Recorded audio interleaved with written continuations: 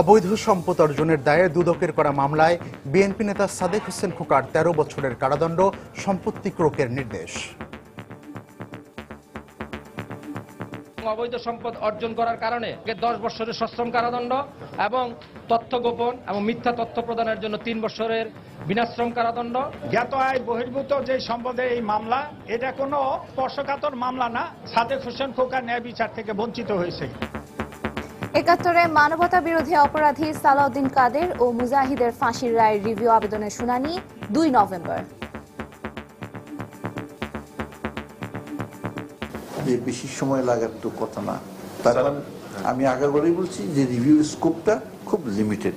আশা করে কোর্ট খোলার পরে যখন এটা আসবে আমাদের অ্যাপ্লিকেশন বা রিভিউ পিটিশন শুনানির জন্য, তখন অবশ্যই আদালত এটা বিবেচনা করে আমাদেরকে সময় দিবেন।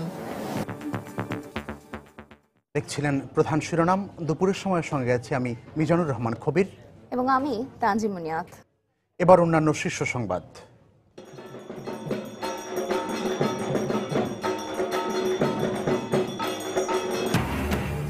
শারদীয় দুর্গোৎসবে আজ উদযাপিত হচ্ছে মহাসপ্তমী।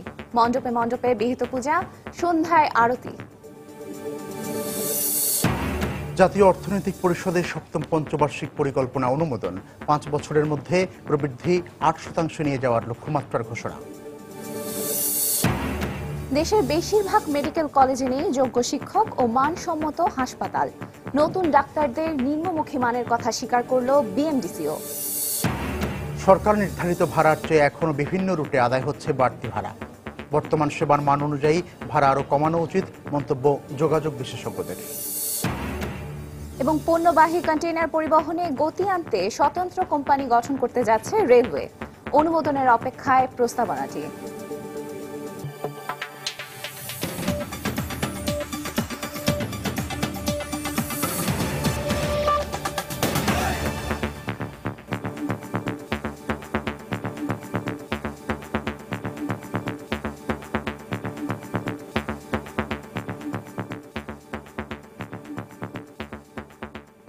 $10 কোটি টাকার অবৈধ সম্পদ অর্জন ও তথ্য গোপনের দায়ে দুর্নীতি দমন কমিশনের দায়ের করা 2 মামলায় বিএনপি নেতা ও সাবেক ঢাকা সিটি মেয়র সাদেক হোসেন খোকাকে দোষী সাব্যস্ত করে 13 বছরের কারাদণ্ড দিয়েছেন আদালত।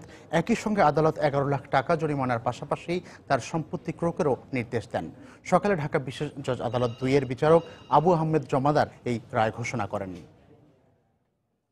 10 কোটি টাকার আয় বহির্ভূত সম্পদ ও তথ্য গোপনের অভিযোগে বিএনপি নেতা ও ঢাকা সিটি কর্পোরেশনের সাবেক মেয়র সাদেক হোসেন খোকার বিরুদ্ধে 2008 সালে রমনা থানায় মামলাটি দায়ের করে দুদক। তবে এর আগে 2007 সালে 2,44,87,000 টাকার সম্পদের হিসাব দুদকে দাখিল করেন খোকা। এরপর দুদকের তদন্তে আয় বহির্ভূত সম্পদ থাকার বিষয়টি বের হয়ে এলে তার বিরুদ্ধে মামলা হয়। 2014 সালের অক্টোবরে অভিযোগ গঠনের পর দুদকের পক্ষে আদালতে সাক্ষ্য দেন 40 জন। তবে মামলা চলাকালে সাদেক হোসেন খোকা দেশে না থাকায় তাকে পলাতক দেখিয়ে বিচার কাজ শেষ করা হয়। তথ্য গোপন এবং মিথ্যা তথ্য প্রদানের জন্য 3 বছরের বিনাশ্রম কারাদণ্ড, 1 লক্ষ টাকা জরিমানা, অনাদায়ে 1 মাসের বিনাশ্রম কারাদণ্ড দিয়েছেন। এবং অবৈধ সম্পদ অর্জন করার কারণে এবং ওনার দখলে রাখার কারণে ওনাকে 10 বছরের 27 দুর্নীতি দমন কমিশন আইন 27-এর 1-এ ওনাকে 10 বছরের সশ্রম কারাদণ্ড, 10 লক্ষ টাকা জরিমানা, অনাদায়ে 6 মাসের বিনাশ্রম কারাদণ্ড দিয়েছেন। 133.59 একর সম্পত্তির 4 ভাগের 3 ভাগ রাষ্ট্রের অনুকূলে বাজেয়াপ্ত করেছেন। এদিকে সাদেক হোসেন খোকা ন্যায় বিচার পাননি দাবি করে এই রায়ের বিরুদ্ধে আপিল করার কথা জানিয়েছেন তার আইনজীবী। ন্যায় বিচার থেকে বঞ্চিত হয়েছে সাদেক হোসেন খোকা। এটা দিয়ে তাকে রাজনৈতিকভাবে হেয় প্রতিপন্ন করা হয়েছে। উনি এখন আমেরিকাতে কিডনি ক্যান্সারের চিকিৎসাধীন আছে। চিকিৎসা থেকে বাংলাদেশে ফিরত এসে এই মামলায় উনি অ্যাপিয়ার করবে এবং আপিল করবে। আপিলে উনি সম্পূর্ণ এই মামলায় খালাস প্রাপ্ত হবে। মামলাটিতে খোকার স্ত্রী ও 2 মেয়েও আসামি ছিলেন। তবে অভিযোগপত্র দাখিলের আগে হাইকোর্ট মামলায় তার স্ত্রীর অংশের কার্যক্রম স্থগিত করায় তদন্তও স্থগিত হয়ে যায়। আর এই বিএনপি নেতার 2 মেয়েকে অভিযোগপত্র থেকে অব্যাহতি দেওয়া হয়। খান মোহাম্মদ রুমেল, সময় সংবাদ, ঢাকা। মানবতা বিরোধী অপরাধী বিএনপি নেতা সালাউদ্দিন কাদের চৌধুরী ও জামাত নেতা আলী আহসান মোহাম্মদ মুজাহিদের ফাঁসির রায়ের রিভিউ শুনানি আগামী 2 নভেম্বর নির্ধারণ করেছেন সুপ্রিম কোর্টের চেম্বার জজ আদালত। সকালে সুপ্রিম কোর্টের চেম্বার বিচারপতি সৈয়দ মাহমুদ হোসেন রিভিউ শুনানির এদিন ধার্য করেন। গত 14 অক্টোবর মৃত্যুদণ্ড থেকে খালাস চেয়ে সুপ্রিম কোর্টের আপিল বিভাগে চূড়ান্ত রায়ের বিরুদ্ধে রিভিউ আবেদন করেন এই দুই মানবতাবিরোধী অপরাধী। পরে সাজা বহাল থাকার আশাবাদ ব্যক্ত করে রিভিউ দ্রুত নিষ্পত্তির জন্য সুপ্রিম কোর্টে আবেদন করেন রাষ্ট্রপক্ষ। এই আবেদনের পরিপ্রেক্ষিতে আদালত আজকে শুনানির দিন ধার্য করেছিলেন। সাকা ও মুজাহিদের আইনজীবীরা জানান 2 নভেম্বর শুনানির দিন ধার্য হলেও ওই দিন রিভিউ শুনানির পেছানোর আবেদন জানানো হবে।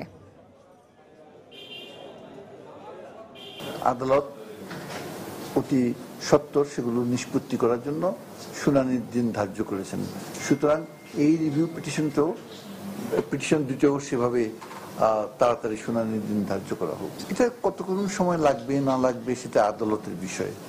আমার অভিজ্ঞতার আলোকে আমি বলতে পারি যে বেশি সময় লাগার তো কথা না। তার কারণ আমি আগাগোড়াই বলছি যে রিভিউর স্কোপটা খুব লিমিটেড। একদিকে বলছেন দ্রুত নিষ্পত্তি চাই, অপরদিকে বিচারকের সংখ্যা যেটা অপূরণ রয়েছে, যেটা ছিল সেটা তারা দিচ্ছেন না। কোর্ট খোলার পরে যখন এটা আসবে আমাদের অ্যাপ্লিকেশন বা রিভিউ পিটিশন শুনানির জন্য, তখন অবশ্যই আদালত এটা বিবেচনা করে আমাদেরকে সময় দিবেন যাতে নাকি এই মামলাটি আমরা সঠিক সময় করা যায়। এবার শারদীয় দুর্গোৎসবের খবর। শারদীয় দুর্গাপূজার মহাসপ্তমী উদযাপিত হচ্ছে আজ। শাস্ত্র অনুযায়ী বৃক্ষের শক্তিকে উপজীব্য করে সপ্তমীতে দেবী দুর্গার আরাধনা করা হয়। এবার নবমী ও দশমী একই দিনে হয়, পুজোর সময় কমেছে একদিন। তাই মহাসপ্তমীর ভোর থেকেই পূজা অর্চনায় মেতে উঠেছেন সনাতন ধর্মাবলম্বীরা। মণ্ডপে মণ্ডপে নেমেছে সাধারণ মানুষের ঢল।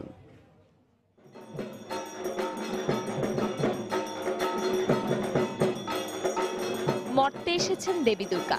মহাসপ্তমীতে 9টি ভিন্ন বৃক্ষের পাতা দিয়ে প্রথমে নবপত্রিকা প্রতিষ্ঠা, এরপরে কলাবৌ পূজা আর সপ্তমী কল্পরাম্ভ পূজা।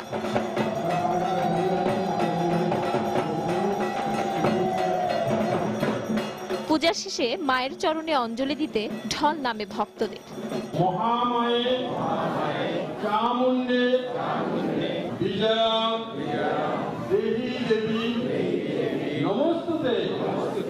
সন্তান, আমার স্বামী সবাইকে যেন ভালো রাখেন, এটাই কামনা করছি। 10 দিকেই উনি দেখেন এবং আমাদের সমস্ত দিক থেকেই রক্ষা করেন। যাদের সাথে বছরে দেখা হয় না, এই পুজোর মধ্যে দেখা হয়, একটা মিলন মেলা সবার। পুরোহিত বললেন সপ্তমী পূজার মাহাত্ম্য কথা।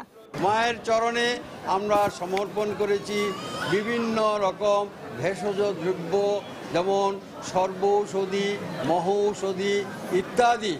এবার পুজোর সময় কমে আসলেও উৎসব উদযাপনে কোনো কমতি নেই।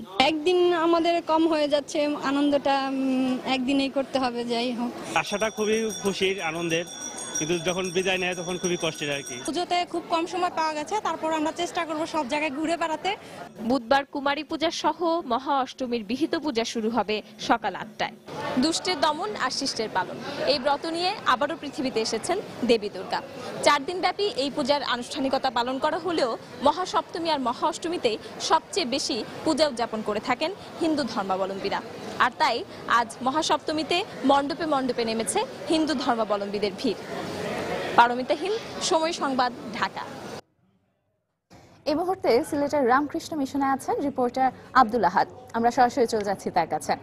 আহাদ, মুনিয়াত, আপনি যেটা বলছিলেন যে সিলেটে উৎসব মুখর পরিবেশে শারদীয় দুর্গোৎসব পালিত হচ্ছে এবং আজকে দুর্গোৎসবের মহাসপ্তমীতে আমরা যেটা দেখেছি, আজ সকাল থেকে সিলেটের প্রতিটি মণ্ডপে পুণ্যার্থী যারা রয়েছে তাদের ঢল নেমেছে। আমি এখন যেখানে দাঁড়িয়ে আছি সিলেটের রামকৃষ্ণ মিশনে, আসলে এটি হচ্ছে সিলেট নগরীর সবচেয়ে বড় যে পূজা মণ্ডপ, যেটি আমরা যাকে চিনি এই রামকৃষ্ণ মিশন। এবং এখানে এখন প্রায় সহস্রাধিক মানুষ, এখানে যারা পুণ্যার্থী যারা রয়েছে তারা এসেছে এবং আমরা দেখেছি যে এখানে সকাল 9টার সময় তাদের পূজা শুরু হয়েছে এবং এখনো পর্যন্ত চলছে এবং এখন পর্যন্ত প্রায় 2বার এখানে অঞ্জলি নেওয়া হয়েছে এবং অঞ্জলি নেওয়ার পর যারা পুণ্যার্থী যারা আছে তারা প্রসাদ বিতরণ করা হয়েছে তাদের মধ্যে এবং অনেকে তাদের আত্মীয় স্বজন, তাদের পিতামাতা এবং তাদের ছোট ভাই বোনদেরও নিয়ে এসেছে। তো আমি এখন কথা বলবো একজন পুণ্যার্থীর সাথে। আসলে তুমি কাদের সাথে এসেছো এবং কি কি করেছো এখন পর্যন্ত? আমার বাবা, মা, ভাই বোন সবার সাথে এসেছি, এমন প্রসাদ খেয়েছি, অঞ্জলি দিয়েছি, আর এখন ঘুরতে যাবো অনেক জায়গায়।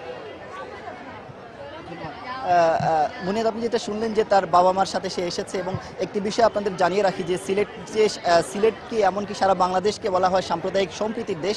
আমি এই জায়গায় প্রায় 2 ঘন্টা থেকে দাঁড়িয়ে আছি, এবং এখানে আমি এই যেটা দেখেছি যে অনেক টুপি পাঞ্জাবিওয়ালা অনেক হুজুর এসেছে তাদের হিন্দু বন্ধু বান্ধবদের সাথে, তারা এখানে এই মণ্ডপগুলো তারা ঘুরে গেছে, এবং অনেক স্কার্ফওয়ালা মেয়েদেরও দেখেছি। আমি তাদের সাথে কথা বলেছি, তারা বলেছে আসলে তাদের যে বন্ধু যারা রয়েছে তাদের সাথেই তারা এসেছে, এবং এই যে পূজার যে আনন্দ সেটি তারা ভাগাভাগি করে নিচ্ছে। এবং আরেকটি বিষয় আপনাদের জানিয়ে রাখি যে এই পূজা উপলক্ষে যারা এসেছে তারা প্রত্যেকেই নতুন জামা কাপড় পরে এসেছে, এবং যারা শিশুরা যারা এসেছে তাদের বাবা মায়ের সাথে এসেছে।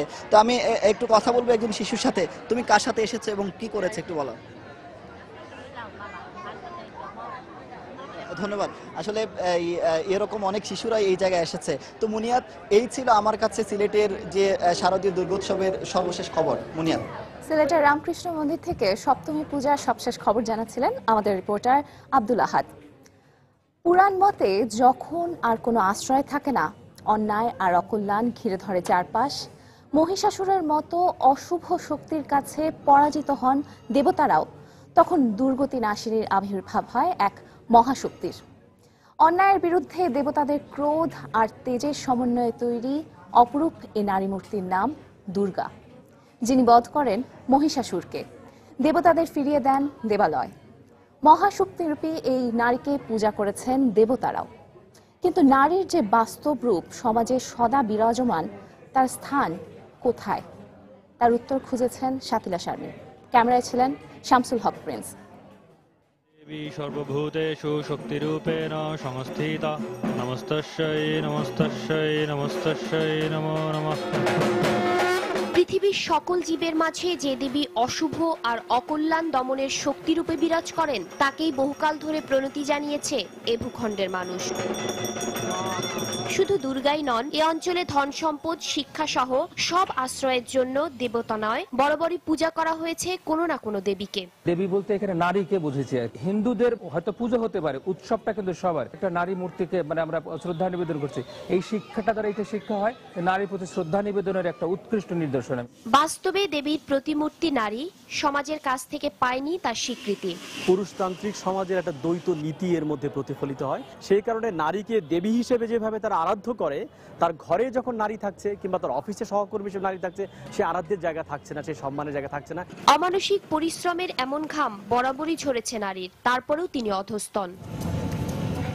এই জনপদে যেখানে দেবী দুর্গাকে আরাধনা করা হয় প্রতি বছর মণ্ডপে মণ্ডপে, সেইখানেই পাশাপাশি উপেক্ষিত থেকে যায় সমাজের এই দুর্গতি নাশিনীরা। সময় এসেছে এখন থেকে আপন ঘরের দেবীকে সম্মানের আসনে রাখার।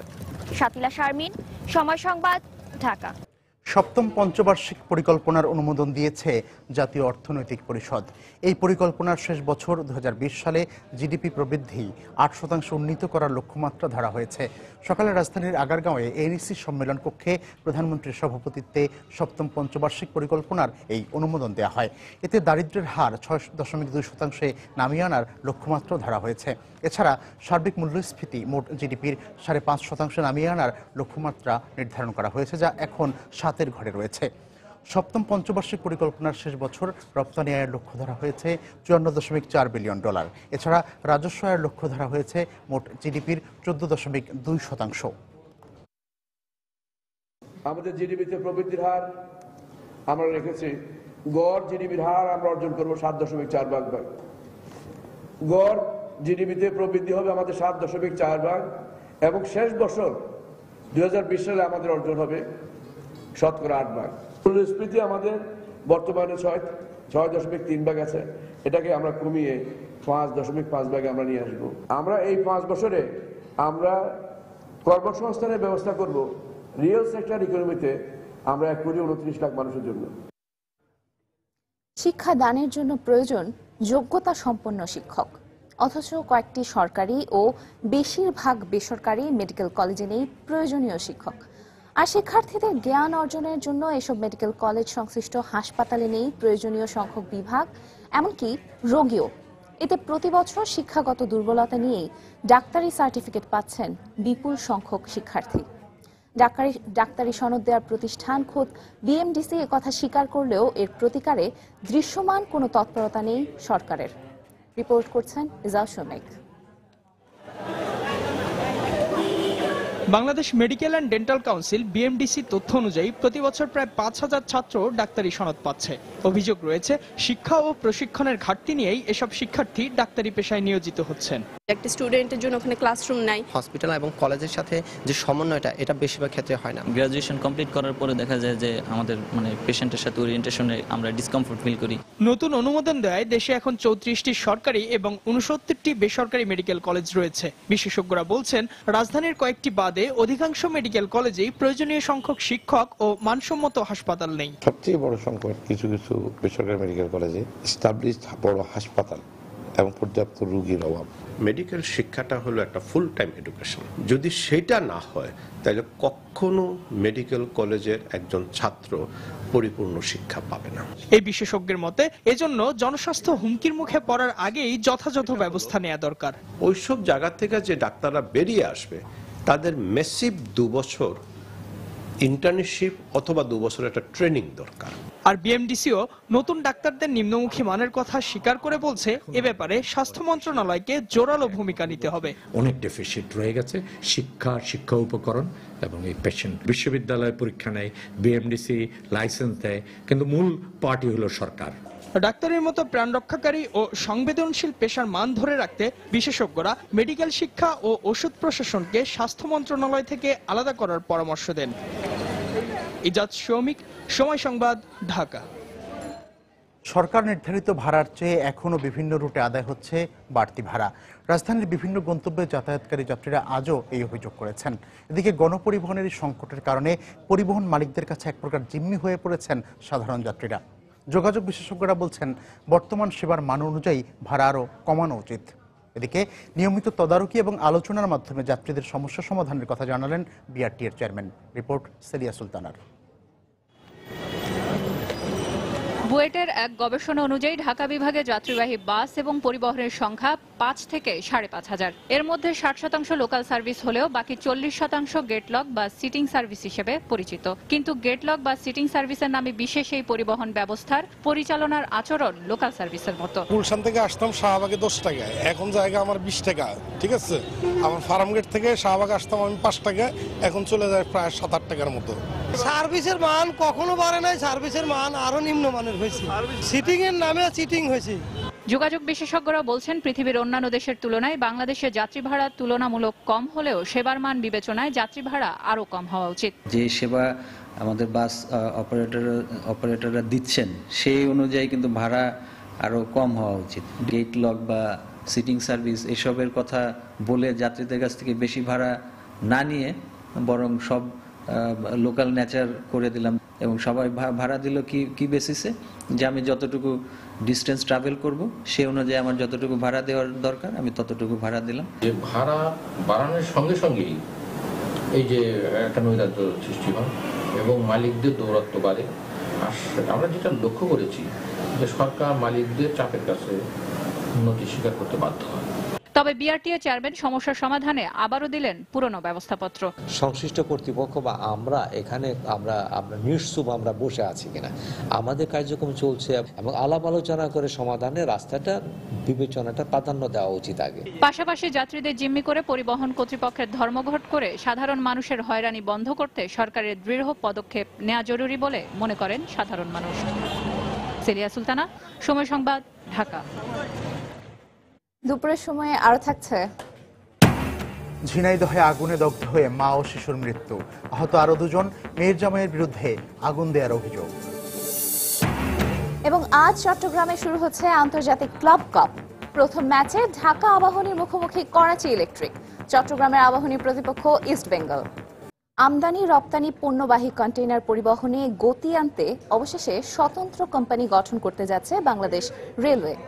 মূলত এশিয়ান ডেভেলপমেন্ট ব্যাংক এডিবির নির্দেশনা অনুযায়ী কোম্পানি গঠনে রেলপথ মন্ত্রণালয়ের প্রস্তাবনাটি বর্তমানে প্রধানমন্ত্রীর অনুমোদনের অপেক্ষায় রয়েছে। এর আওতায় ঢাকা চট্টগ্রাম রুটে একটি ডেডিকেটেড রেল লাইন এবং 2টি আইসিডি স্থাপন করা হবে। এক্ষেত্রে গতানুগতিক ধারার পরিবর্তে কোম্পানিকে কার্যকর ভূমিকা রাখার আহ্বান ব্যবসায়ীদের। বিস্তারিত জানাচ্ছেন কমল দে। বছরে গড়ে প্রায় 15 লাখ কন্টেইনার হ্যান্ডেলিং করছে দেশের প্রধান সামুদ্রিক বন্দর চট্টগ্রাম বন্দর।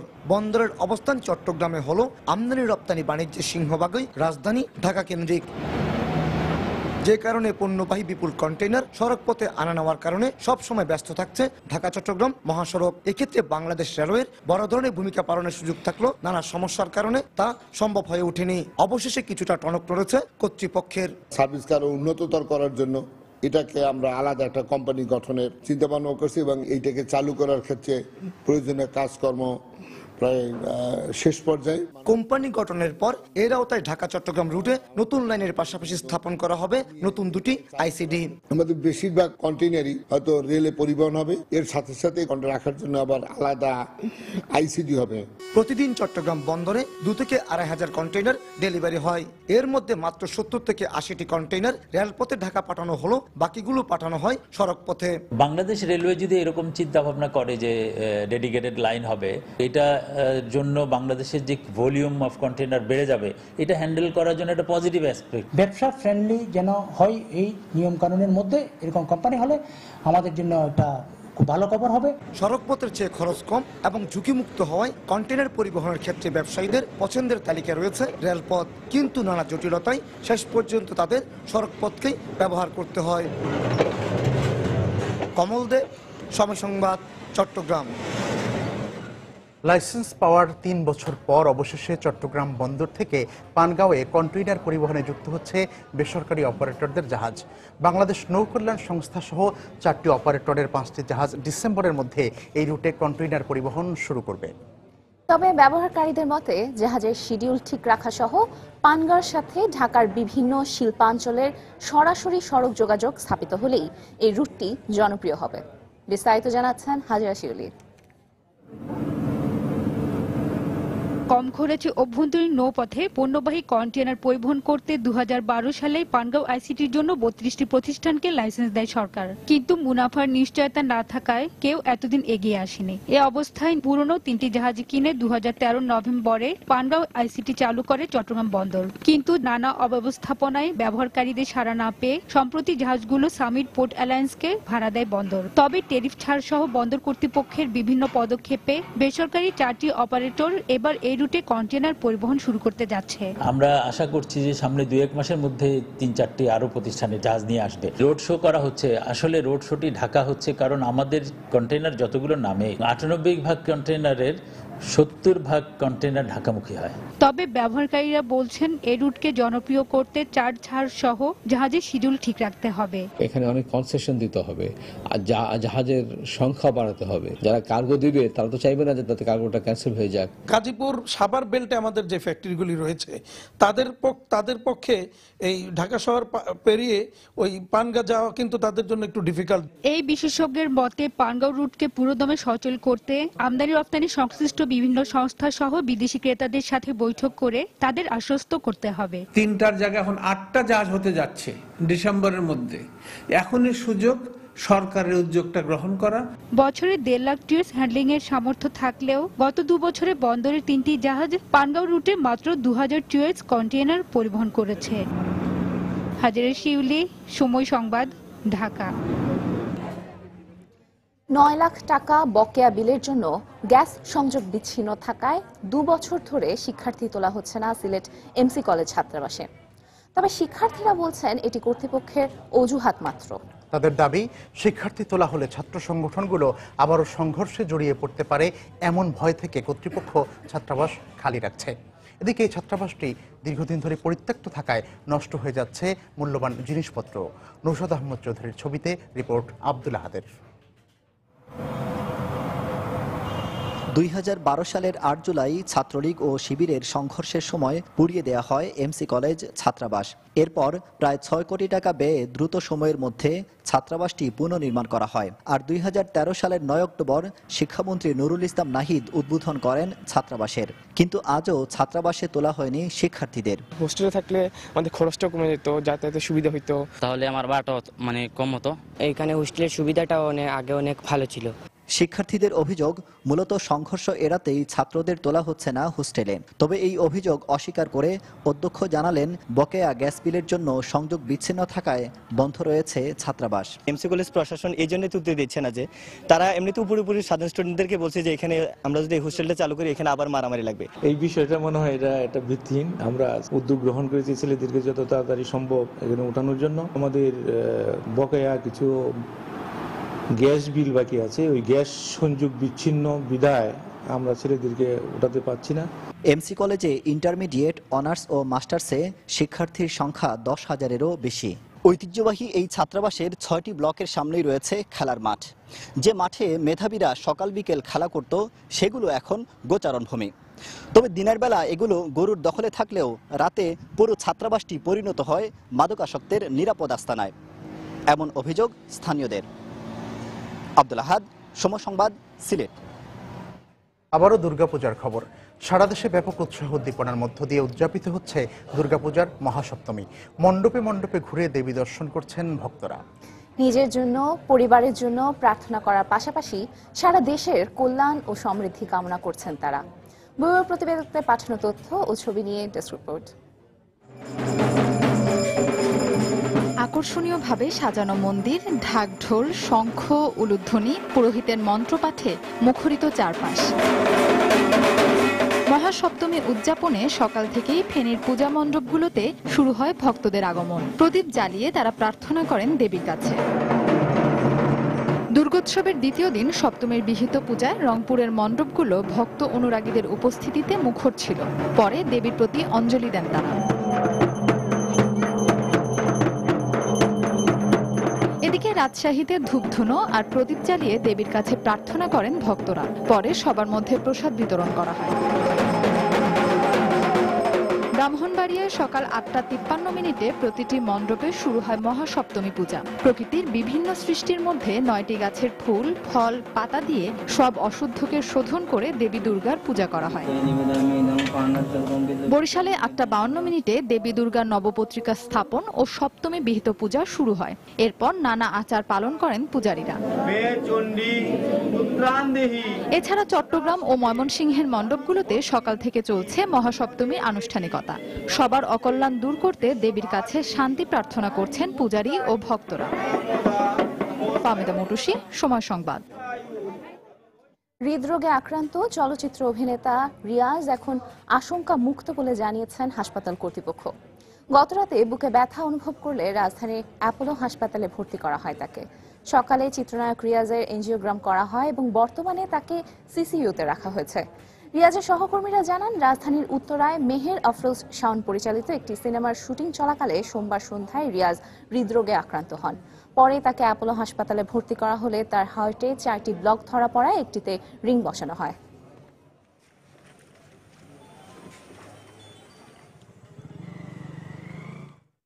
চারটা ব্লক ধরা পড়ছে, এর মধ্যে একটা ছিল 100%, যাদের সাথে কথা বলে বুঝলাম যারা এখানে ফিজিশিয়ান যারা ছিল, তো ওর মধ্যে বললেন যে ইনশাল্লাহ মানে এটা একটা গোল্ডেন টাইম 1 আওয়ার থেকে ওইখানে এই সময় চলে আসছে। আর বাকি 3টা ব্লক আছে, ওই ব্লকগুলো পার্সেন্টেজগুলো কম, তো এগুলো আস্তে আস্তে মানে ওগুলো ঠিক এখনই রিং পরানোর কোনো প্রয়োজন নেই। রিং পরানো হয়েছে এবং সাকসেসফুলি ইনশাল্লাহ অফকোর্স শঙ্কমুক্ত। ঝিনাইদহে দুর্বৃত্তদের দেয়া আগুনে দগ্ধ হয়ে মৃত্যু হয়েছে মা ও শিশুর। আহত হয়েছেন আরও 2 জন। পুলিশ জানায়, গতকাল গভীর রাতে কালীগঞ্জ উপজেলার ফরাসপুর গ্রামে নজরুল ইসলাম ওরফে চান মিয়ার বাড়িতে হঠাৎ আগুন ধরিয়ে দেয় দুর্বৃত্তরা। এ সময় ঘুমন্ত অবস্থায় দগ্ধ হন গৃহকর্তা চান মিয়া, তার স্ত্রী তাসলিমা বেগম ও তাদের 2 মেয়ে উর্মি ও তাসমিয়া। পরে স্থানীয়রা তাদের উদ্ধার করে উপজেলা স্বাস্থ্য কমপ্লেক্সে ভর্তি করে। এক পর্যায়ে তাসলিমা বেগম ও 1.5 বছরের শিশুকন্যা তাসমিয়ার অবস্থার অবনতি হলে ঢাকা মেডিকেল কলেজ হাসপাতালে নিয়ে আসার পথে তাদের মৃত্যু হয়।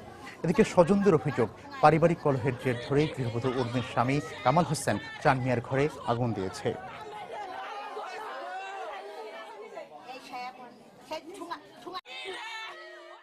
আমার ধারণা এটা পূর্ব পরিকল্পিতভাবে তাদেরকে আসলে হত্যার উদ্দেশ্যেই এই ঘটনাটি ঘটিয়েছে।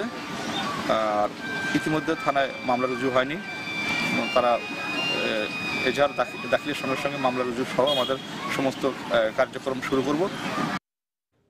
শিশু রাজন হত্যা মামলার প্রধান আসামি কামরুলের আবেদনের পরিপ্রেক্ষিতে 11 জন সাক্ষীর আবারও সাক্ষ্য গ্রহণের আদেশ দিয়েছেন আদালত।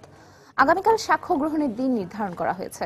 বেলা 12টার দিকে সিলেট মহানগর দায়রা জজ আদালতে কামরুল সহ 11 জন আসামিকে হাজির করা হয়। এ সময় মামলার প্রধান আসামি কামরুলের পক্ষ থেকে আইনজীবী 15 জন সাক্ষীর আবারও সাক্ষ্য গ্রহণের আবেদন জানায়। শুনানি শেষে বিচারক আকবর হোসেন মৃধা 11 জন সাক্ষীকে আবারও সাক্ষ্য দেওয়ার নির্দেশ দেন। এর আগে 18 তারিখ মামলার সব সাক্ষীদের সাক্ষ্য গ্রহণের আবেদন করলে তা খারিজ করে দেন আদালত। আসামি কামরুলের পক্ষ থেকে 540 পিটিশন দিয়েছেন, 15 জনের সাক্ষীর জন্য তারা তলব করে পিটিশন দিয়েছেন। সেই পিটিশন 11 জন মঞ্জুর হয়েছে। আগামীকাল 11 জনের রিকল হয়েছে। আগামীকাল তাদের সাক্ষী পুনরায় শুরু হবে এবং 25 তারিখে 342 এবং আর্গুমেন্টের জন্য রাখা হয়েছে। রংপুরে মহাসপ্তমীর অঞ্জলি দিতে যাওয়ার সময় ট্রাক চাপায় মৃত্যু হয়েছে এক শিশুর। সকালে নগরীর পায়রা চত্বর এলাকায় এ দুর্ঘটনা ঘটে। পুলিশ জানায়, সকালে জুম্মাপাড়া হরিজন কলোনির 11 বছর বয়সী আপন নামে এক শিশু বাইসাইকেল নিয়ে অঞ্জলি দিতে যাচ্ছিল। এ সময় বিপরীত দিক থেকে আসা একটি ট্রাক তাকে চাপা দেয়। এতে দুর্ঘটনাস্থলেই মারা যায় আপন। আর এই দুর্ঘটনার প্রতিবাদে সকাল 8টা থেকে সকাল 10:30 পর্যন্ত নগরীর পায়রা চত্বরের প্রধান সড়ক অবরোধ করে এবং বিক্ষোভ করে হরিজন সম্প্রদায়ের লোকজন। এতে সকাল থেকে ওই সড়কে সব ধরনের যানবাহন চলাচল বন্ধ হয়ে যায়। পরে পুলিশ ঘটনাস্থলে পৌঁছে পরিস্থিতি নিয়ন্ত্রণে আনে।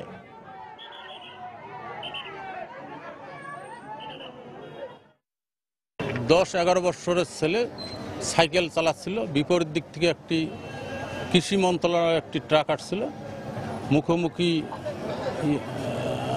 লাগার কারণে সুইপারের ছেলেটা ঘটনাস্থলে মৃত্যুবরণ করে।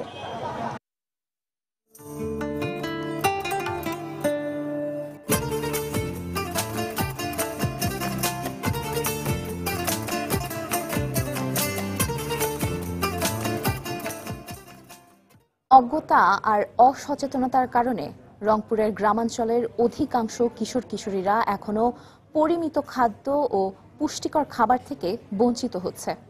আবার অনেকের পুষ্টিকর খাবার সম্পর্কে কোনো ধারণাই নেই।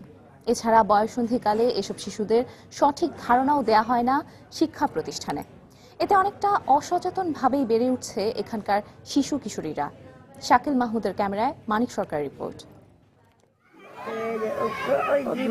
বয়ঃসন্ধিকালে শিশুদের কি খেতে হবে আর কি করতে হবে সে সম্পর্কে কিছুই জানে না রংপুরের বেশিরভাগ শিশু কিশোরীরা। এমনকি এ বিষয়ে শিক্ষা প্রতিষ্ঠানেও দেয়া হয় না কোনো শিক্ষা। তারা তাদের মা বাবার কাছ থেকে শিখেই বেড়ে উঠছে বংশ পরম্পরায়। আমরা কোনো কিছুই জানি না, মা বাবাও বলে না, স্কুলেও আমরা জানি না, স্যার ম্যাডামও আমাদের বলে না।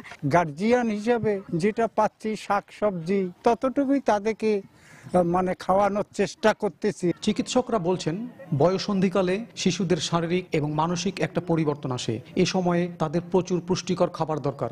শিশুরা সাধারণত রুচিকর খাবার বেশি খেতে চায়, যেটা স্বাস্থ্যের জন্য খুব একটা উপকারী না। এই ব্যাপারে গার্জেনদের, শিক্ষকদের এবং ছাত্রছাত্রীদের সবারই সম্যক ধারণা থাকা দরকার। অন্যদিকে বিশেষজ্ঞরাও বলছেন শুধুমাত্র অসচেতনতা এবং অজ্ঞতার কারণেই সঠিক খাদ্য ও পুষ্টি থেকে বঞ্চিত হচ্ছে শিশুরা। কি ধরনের খাবার প্রয়োজন এই বিষয়গুলো যদি সুন্দর ভাবে পাঠ্যপুস্তকে অন্তর্ভুক্ত করা যায় তাহলে দেখা যাবে শিশুরাই কিন্তু তার পরিবারকে সচেতন করবে। তারা আরো বলছেন সচেতনতা বাড়াতে শিক্ষক, অভিভাবকদের পাশাপাশি দেশের গণমাধ্যমগুলোর বিশেষ ভূমিকা রাখতে হবে। মানিক সরকার, সময় সংবাদ, রংপুর। চিংড়ির খাদ্য হিসেবে বাগেরহাটে নির্বিচারে নিধন করা হচ্ছে শামুক। এতে জলাশয়ের স্বাভাবিক ভারসাম্য নষ্ট হচ্ছে বলে জানিয়েছে পরিবেশ বিভাগ। এলাকাবাসী জানায়, চিতলমারী উপজেলার বিভিন্ন চিংড়ি মাছের ঘেরে প্রধান খাদ্য হিসেবে ব্যবহার করা হচ্ছে শামুকের নরম অংশ।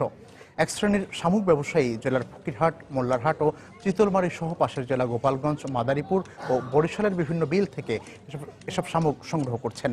পরে তারা ঘেরের মালিকদের কাছে চিংড়ির খাদ্য হিসেবে বিক্রি করছেন শামুক। আর এতে দিন দিন খাল, বিল ও মুক্ত জলাশয় থেকে হারিয়ে যাচ্ছে পরিবেশের ভারসাম্য রক্ষাকারী এই জলজ প্রাণী। প্রাকৃতিকভাবে পানি শোধনকারী শামুক রক্ষা করা না গেলে জলাশয়ের স্বাভাবিক বাস্তুসংস্থান ব্যাহত হবে বলে জানিয়েছে পরিবেশ বিভাগ।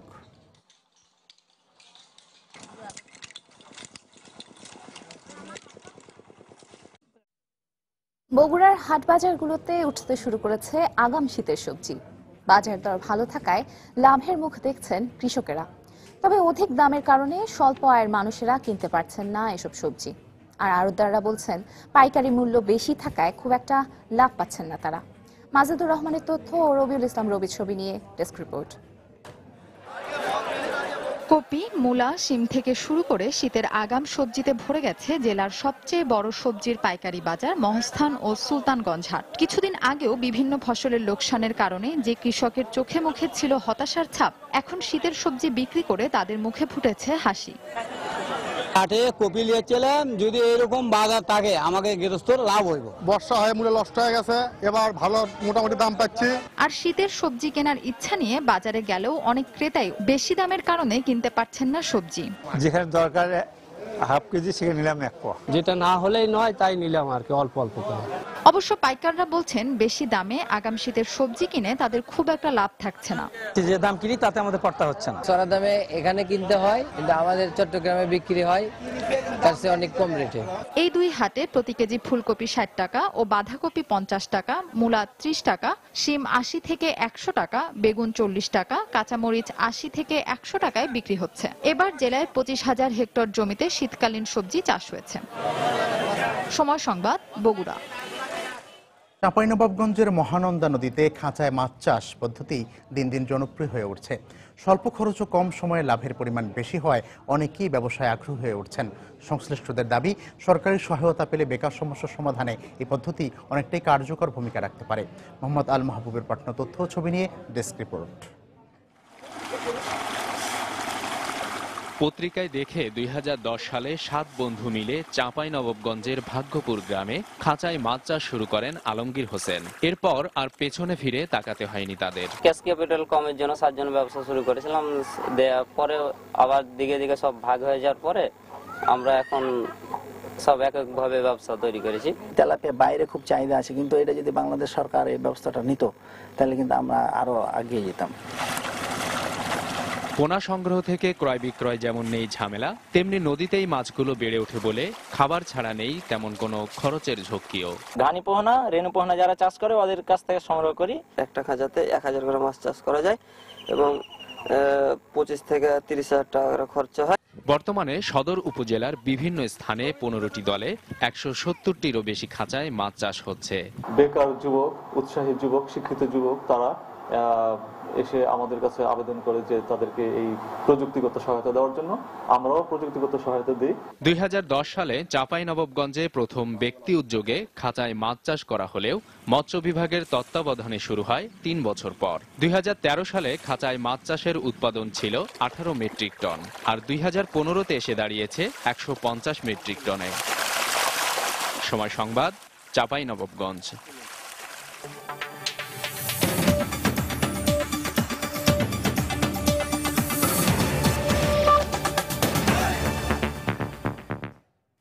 ইসরায়েলে ইরিত্রিয়ান নাগরিক হত্যার ঘটনায় সুষ্ঠু তদন্তের দাবি জানিয়ে আইন নিজেদের হাতে তুলে না নিতে ইসরায়েলিদের প্রতি আহ্বান জানিয়েছে ওয়াশিংটন।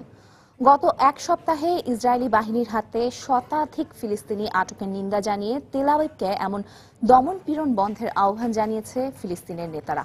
এর পরপরই যে কোনো মূল্যে ফিলিস্তিনকে স্বাধীন রাষ্ট্র হিসেবে প্রতিষ্ঠার ঘোষণা দেয় গাজার নিয়ন্ত্রণকারী সংগঠন হামাস।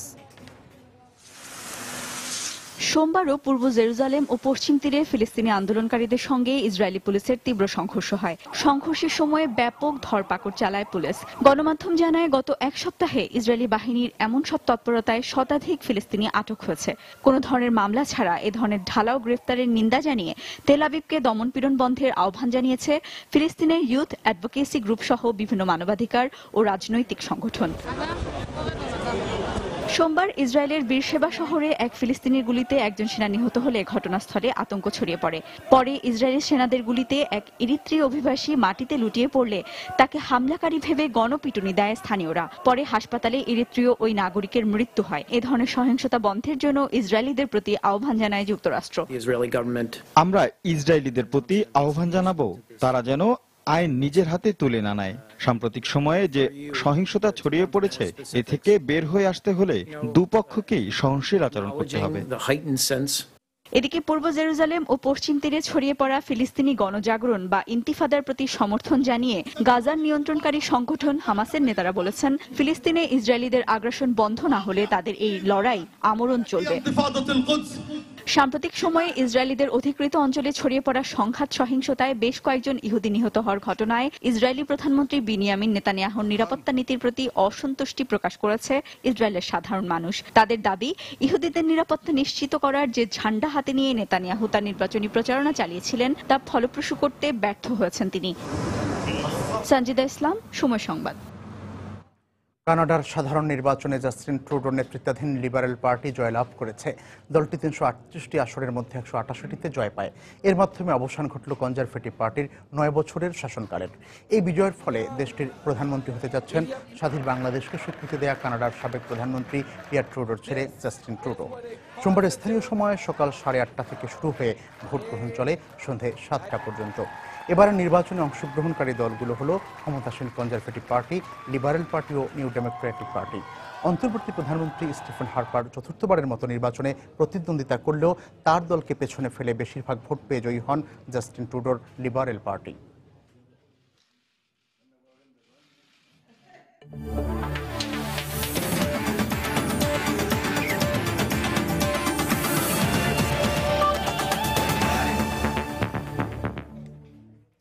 বন্দরনগরী চট্টগ্রামের ফুটবল প্রেমীদের ফুটবল উন্মাদনায় মাতাতে মঙ্গলবার শুরু হচ্ছে শেখ কামাল আন্তর্জাতিক ক্লাব কাপ ফুটবল টুর্নামেন্ট। প্রথম ম্যাচে করাচি ইলেকট্রিক দলের মুখোমুখি হবে ঢাকার ঐতিহ্যবাহী ক্লাব আবাহনী। পাকিস্তানের ক্লাবটি সম্পর্কে তেমন ধারণা না থাকলেও জয় দিয়েই আসরটা শুরু করতে চায় আবাহনী। অন্যদিকে জয়ের স্বপ্ন দেখছে করাচি ইলেকট্রিকও। চট্টগ্রামের এম.এ. আজিম স্টেডিয়ামে ম্যাচটি শুরু হবে বিকেল 4:30টায়। দীর্ঘদিন পর আবারও ফুটবল উৎসবে মেতে ওঠার অপেক্ষায় বন্দরনগরী চট্টগ্রাম। শেখ কামাল আন্তর্জাতিক ক্লাব কাপ উপলক্ষে এখন সাজ রব পুরো শহর জুড়ে। প্রথম ম্যাচেই পাকিস্তানের করাচি ইলেকট্রিকের মুখোমুখি হচ্ছে ঢাকা আবাহনী। গেল কয়েক মৌসুম ঢাকার ঘরোয়া ফুটবলে সাফল্যের দেখা পায়নি আকাশি হলুদ জার্সিধারীরা। আন্তর্জাতিক অঙ্গনে অনেকটাই ম্লান আবাহনী। নতুন পরাশক্তিদের সাফল্যের আড়ালে রং ছড়াতে পারছে না ঢাকার ঐতিহ্যবাহী এই ক্লাবটি। প্রথম অনুশীলনে তাই হতাশা ঝেড়ে নতুন সাফল্যের রূপকথা রচনায় বদ্ধপরিকর ছিল ফুটবলাররা। শেষ মুহূর্তে অনুশীলনে যাতে কোনো কমতি না থাকে সেই দিকে কোচের ছিল সতর্ক দৃষ্টি। প্রথম ম্যাচে জয় পাওয়াটাই দলের মূল লক্ষ্য বলে জানালেন দলের খেলোয়াড় ও কর্মকর্তারা। আমাদের প্রথম টার্গেট থাকবে এখান থেকে কোয়ালিফাই করা।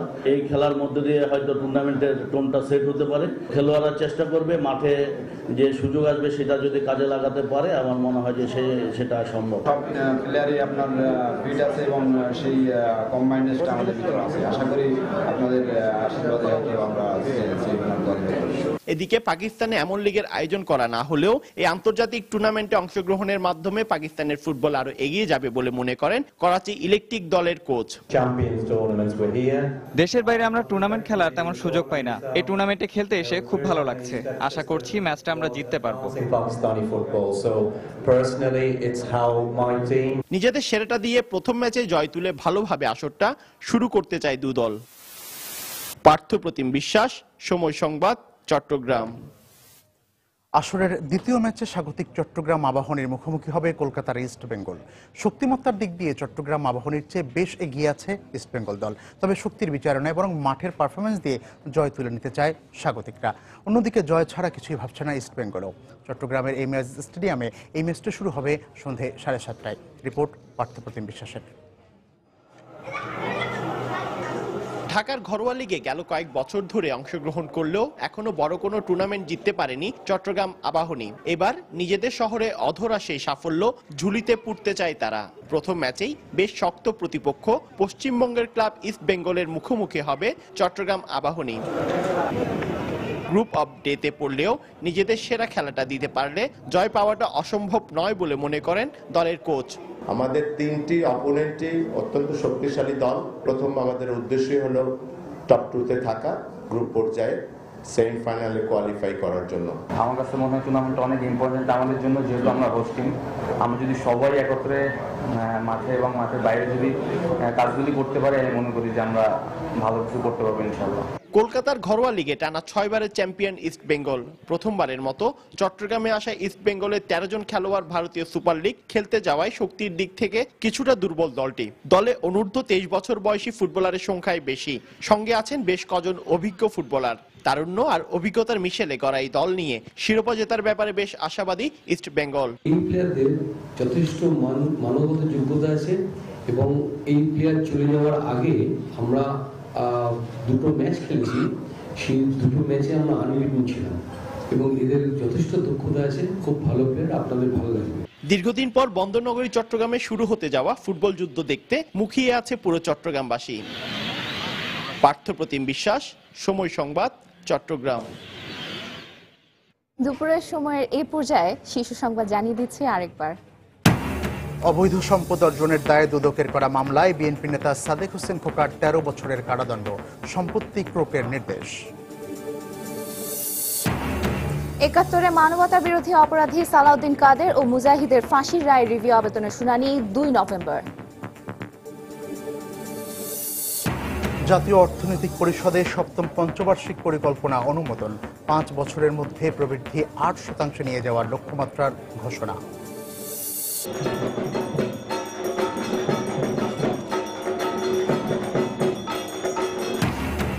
শারদীয় দুর্গোৎসবে আজ উদযাপিত হচ্ছে মহাসপ্তমী।